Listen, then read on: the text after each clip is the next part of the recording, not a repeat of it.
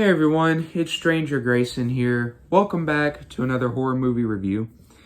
Today, we'll be looking at another entry in the Leprechaun franchise, and this is on a movie that I thought was not going to be all that great at first when I watched it, but after watching it, I will say this is definitely in my top 3 so far in the Leprechaun franchise. And it's very surprising because the movie we'll be looking at today is Leprechaun in the Hood, the 5th film in the franchise. As you are aware, if you can't already tell by the title, Leprechaun in the Hood kind of takes us into like that, back down to Earth. We're no longer in space. I believe they kind of ditched that idea with space. And of course, this takes place in like the New York area, sort of. And we get to focus on a whole nother group of people, and I gotta say, the main characters in the story were really interesting. So, Leprechaun in the Hood, what is it about? Leprechaun in the Hood opens up with a guy named Mac Daddy, who is played by Ice-T. If you don't know, Ice-T is a rapper, and he's also been in a few movies and TV shows. And he's playing a guy named Mac Daddy. Mac Daddy and his friend Slug, have found a treasure map, and they're using this location to try to find out where all this gold and stuff is. Of course, when they get there, they don't find anything, and Mac Daddy's real pissed. He's a pretty strong gangster type of person, and he throws his friend into a wall, but when he goes through the wall, they find all the gold. The gold was hidden behind the wall. However, that is not also all that they find. They also find a leprechaun statue with a medallion around its neck. Now, if you don't remember from Leprechaun 3, their leprechaun came to life, or Leprechaun got trapped because he got that medallion around his neck, and it turned him into a statue, and that was one of his weaknesses. So, I believe they try to go back to Leprechaun 3 lore. They kind of just ditch what Leprechaun 4 had, obviously, because that was a shit film.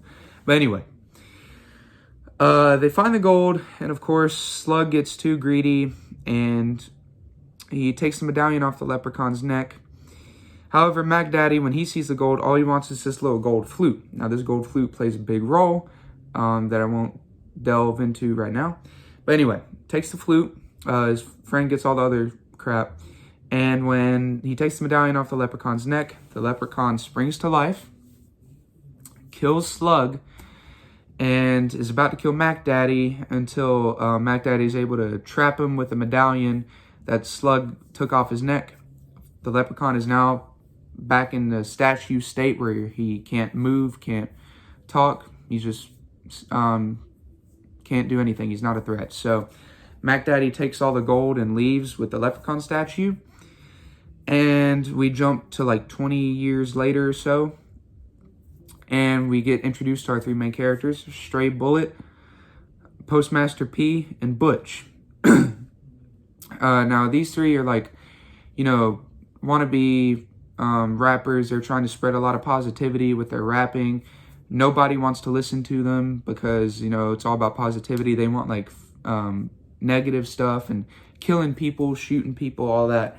And I gotta say, this is I do like what this movie is trying to have us aware about with, all the negativity and the just rapping and the rap community. I do enjoy that type of message that they're trying to spread. But anyway, they eventually come across Mac Daddy, and when they realize that they're, jack out of luck because all their studio equipment is like destroyed, they get offered by Mac Daddy a opportunity to perform for him. Of course, it does not go as planned because he wants them to start talking about guns and violence and killing people. Of course, they're not all up for it, so Mac Daddy throws him out.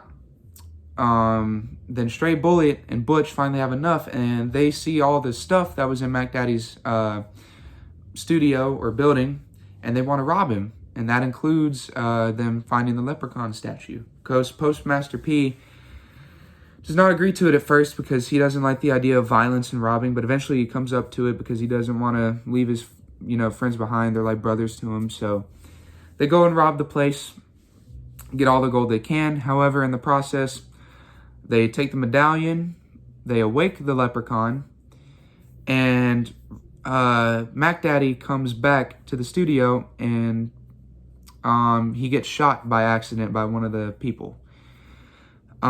He's not dead. Don't worry, he's not dead. They wouldn't kill Ice-T off that quick. But anyway, they get away, and of course, now the Leprechaun is free because he wants to get the gold flute that they took and all his other gold stuff. And now they've got Mac Daddy on them. So yeah, this is pretty bad for them. However, what Postmaster P comes to find out, that flute he stole was magical.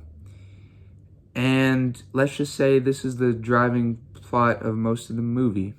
And this starts the spree of violence and interesting stuff. Leprechaun in the Hood was a movie I didn't think I'd enjoy at first, but I do really relate to just these three main characters. I thought they were very well written. I think out of the three, I either like Postmaster P or Butch the most. Stray was still pretty good, but I think I enjoyed Postmaster P out of the three of them. Warwick Davis once again comes back to play the Leprechaun. He does a fantastic job. Not as well as I think he did in other movies, but I still think he did pretty well. Considering the whole change pace with the movie and the whole, rap culture, black culture community. I do like that we get to explore, what life's like in the black community and just their way of, expressing themselves. I thought that was really interesting to find out about them. Ice-T does a good job in his role, being an antagonist along with the Leprechaun. Of course, you got like these three driving points I thought was really interesting. The kills in this movie, while not the greatest, I do think it was the goriest out of the ones I've seen so far.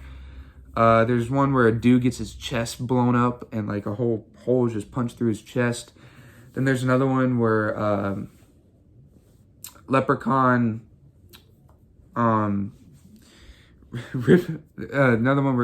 punches his fist through a dude's chest. I thought that was really pretty cool practical effect as well. The ending to this movie was kind of a letdown, if I gotta be honest, and the freaking post-credit scene with the Leprechaun and his dancing ladies, it was pretty cringy, but other than that, it wasn't really all that bad of a movie. The music, while I thought some of the songs were great, some of the other songs were not very good, in my opinion. It was kind of cringy, especially with some of the like out of sync lines and all that, and out of sync lyrics. It just that brought a few points down for me on the movie, but it still didn't drag it to where it was boring and subpar. Of course, not all the acting was all that great, especially a couple of the actors in there. There are some comedic scenes that were kind of stupid, in my opinion, but overall, it didn't really ruin the whole experience of the movie. But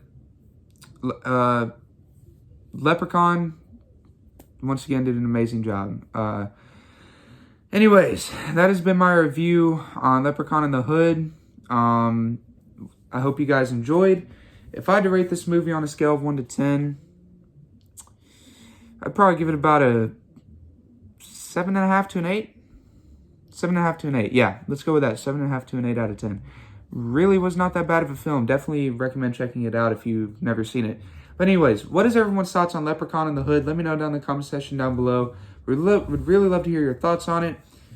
Gonna get another review out for you guys probably towards the end of this week, maybe earlier, maybe later, I don't know. But we don't have many movies left to go. I think we only got about like 2 or 3 left.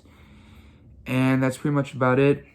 But yeah, overall, this movie wasn't really that bad. So Thank you all so much for watching, and I will see you in the next movie review. God bless and have a good day. Bye, everyone.